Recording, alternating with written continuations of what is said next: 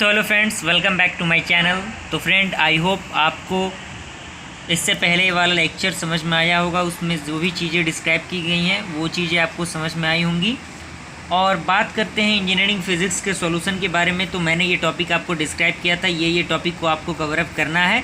Total 4 unit मैंने बताया था, जिसमें आपको किस तरह से सीक्वेंस क्या रहना चाहिए आपका एग्जामिनेशन में प्रिपरेशन का। तो सबसे पहले आपको यूनिट 1 करना है, उसके बाद यूनिट 4, उसके बाद सेकेंड, उसके बाद आपको थर्ड। तो यूनिट 1 के आज हम लोग पूरे सॉल्यूशन की बात करेंगे, क्योंकि बहुत सारे स्टूडेंट कह रहे हैं कि सर थोड़ा सॉल्यूशन प्रोवाइड कर दिया जाए। तो मैंने भी यही सोचा कि सॉल्यूशन प्रोवाइड करा देना कहीं ना कहीं इंपॉर्टेंट होता है, क्योंकि कुछ स्टूडेंट क्या होते हैं, कॉलेजेस को मिस कर देते हैं, क्लास अटेंड नहीं कर पाते, जिसके कारण उनके पास प्रॉपर नोट्स नहीं हो पाता है। तो उनके लिए हम लोग स्टार्ट करते हैं। टोटल 7 क्वेश्चन हम लोग इसमें डिस्क्राइब करेंगे। और ज़्यादा से ज़्यादा इस वीडियो को आप प्यार दीजिए, ज़्यादा से ज़्यादा इसे शेयर कीजिए, ताकि आपके फ्रेंड सर्कल भी फ़ायदा उठा सके और अच्छी तरीके से नंबर को गेन कर सके। ओके, क्योंकि एग्जामिनेशन इस बार ऑफलाइन है। देखते हैं हम लोग विदाउट किसी इंतज़ार के क्वेश्चन नंबर 1 को। तो क्वेश्चन नंबर 1 है, जिसमें है हमारा डी ब्रोगली हाइपोथेसिस क्या होता है। तो इसमें लिख रहा है कि इन 1924 Lewis de Broglie gave the idea that matter should also possess dual nature, and according to the Lewis de Broglie, a moving matter particle is surrounded by a wave whose wavelength depends upon the mass of the particle and its velocity. These waves associated with the matter particles are known as matter waves और de Broglie waves, यानी इसी particle को matter waves कहते हैं या फिर de Broglie wave कहते हैं। The wavelength of the particle can be find through the lambda is equal to h by phi. ये आपका बेसिक फॉर्मूला है। यहाँ पे आपको डिस्क्राइब करना होगा कि लेमडा आपका वेवलेंथ है और आपका h प्लांक कांस्टेंट है, जिसका वैल्यू 6.63 10 की -34 होता है। और यहाँ से the de Broglie concept of matter waves was based on the following fact. Number 1, matter and light both are forms of energy and each of them can be transform into other, यानी वो energy के form में होना चाहिए और transferred भी होना चाहिए एक दूसरे के थ्रू। सेकेंड पॉइंट ये है कि both the govern by the space time symmetries of the theory of relativity. Okay, तो यहाँ से 1 क्वेश्चन कंप्लीट होता है। सेकंड क्वेश्चन की हम बात करें तो सेकंड क्वेश्चन है डेविएशन ऑफ जर्मन एक्सपेरिमेंट क्या है। ये एक्सपेरिमेंट काफ़ी इंपॉर्टेंट है एग्जाम पॉइंट ऑफ व्यू से, और हो सकता है आपके लिए नया भी होगा। तो देखते हैं, कह रहा है कि the first experiment evidence of matter waves was given by American physicist Davies and German in 1927। तो ये इन्होंने दोनों वैज्ञानिकों ने मिलकर इसका एक्सपेरिमेंट किया था।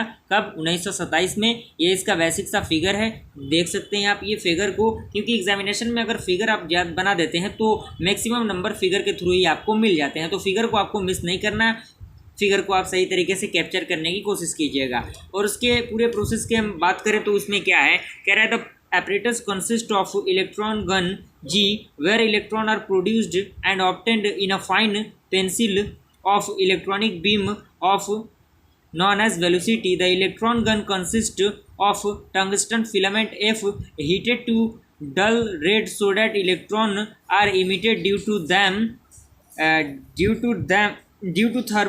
to thermonic emission. Okay, and now the electron are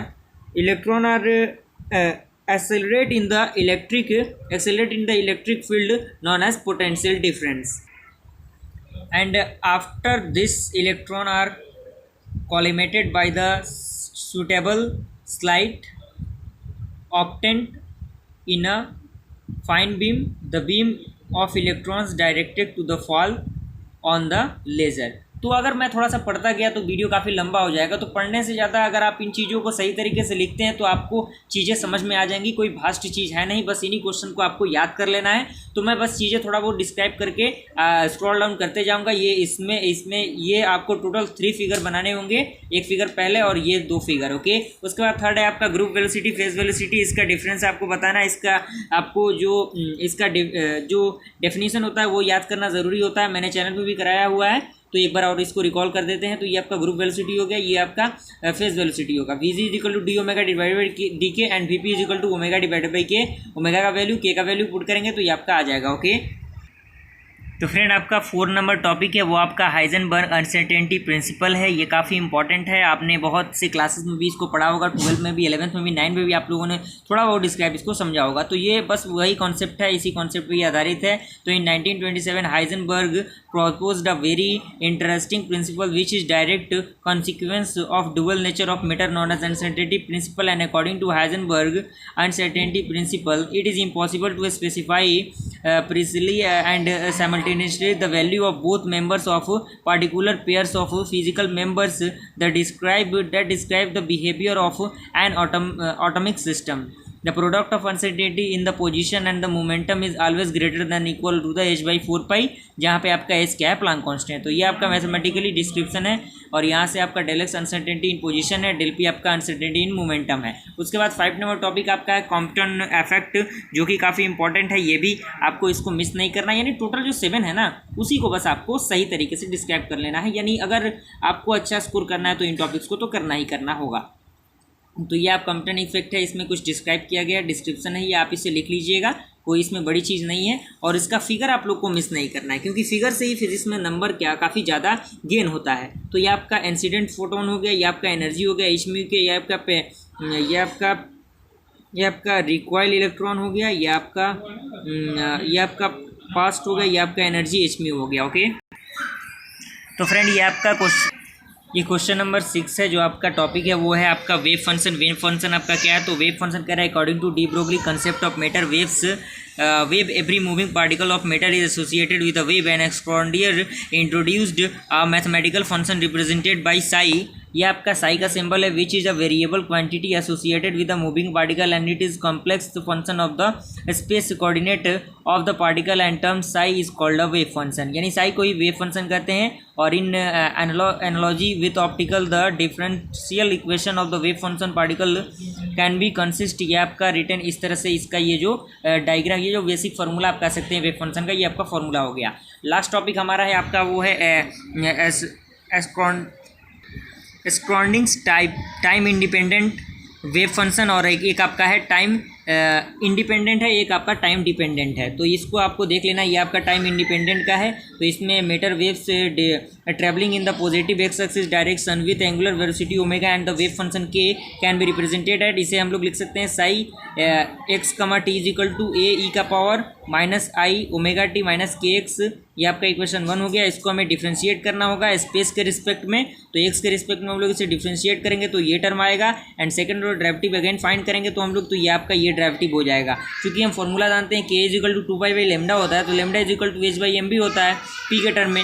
from equation आपका 1 क्या हो जाएगा, इक्वेशन सेकंड आपका क्या हो जाएगा, ये आपका चेंज हो जाएगा। तो यहाँ पे ये वैल्यू पुट होंगी, और यहाँ से आप उसको और सिंप्लीफाई करेंगे तो ये इक्वेशन थर्ड हो जाएगा। और थर्ड होने के बाद टोटल एनर्जी ऑफ जानते हैं आप पार्टिकल क्या होता है, E is equal to v plus 1/2 mv² हो जाएगा। तो यहाँ से सिंपल सा आप कैलकुलेशन करेंगे, वेरिएबल सेपरेशन करेंगे तो ये आपका हो जाएगा। और वेरिएबल सेपरेशन करने के बाद सिंपल सा ये आपको टर्म बन जाएगा, जो कि आपका टाइम इंडिपेंडेंट के लिए ये बेसिकली फार्मूला है। तो फ्रेंड ये आपका टाइम डिपेंडेंट के लिए ये आपका कुछ स्टेटमेंट है। सेम कॉन्सेप्ट वही है, बस कुछ चीज़ें आपको चेंज करना होगा। Matter wave travelling in the positive direction with angular frequency omega and the wave number k can be represented by psi of x comma t is equal to a e का power I into omega t minus k x। Equation 1 है। Time independent के लिए आपका जो equation है वो आपका ये होता है, and rearranging the term of equation above, हम इसे किस तरह से रिप्रेजेंट कर सकते हैं, उस इक्वेशन के थ्रू हम निकालेंगे तो ये आपका इस तरह से रिप्रेजेंटेड हो जाएगा, कुछ सेपरेट हो जाएगा। And by the using of operator of energy equation above the equation can be written as h² divided by 2m into del square psi divided by del x square plus v into psi is equal to i h del psi by del t. यही इक्वेशन आपका time dependent के लिए। Okay, I hope ये video आपको पसंद आया हो। क्वेश्चन का सारे कवर अप हो चुके हैं। यूनिट 1 के टोटल क्वेश्चन को हम लोगों ने कंप्लीट कर लिया। आप इसी तरह इस वीडियो को प्यार बनाइए, ज़्यादा से ज़्यादा इसे लाइक कीजिए, शेयर कीजिए, अपने फ्रेंड सर्कल में इसे पहुंचाइए ताकि वो लोग भी इसका फ़ायदा उठा सकें। और अगर इस वीडियो पे अच्छा रिस्पांस आता है तो मैं इसका सेकंड लेक्चर लाने की कोशिश करूंगा, जिसमें हम लोग यूनिट 2 को डिस्कस करेंगे और साथ ही साथ यूनिट 3 को भी डिस्कस करने की कोशिश करेंगे। ओके, आई होप आपको ये वीडियो पसंद आए। वीडियो को लाइक कीजिए और चैनल पहले बना चैनल को सब्सक्राइब कीजिए। फिर मिलते हैं अगले वीडियो में, तब तक के लिए थैंक यू।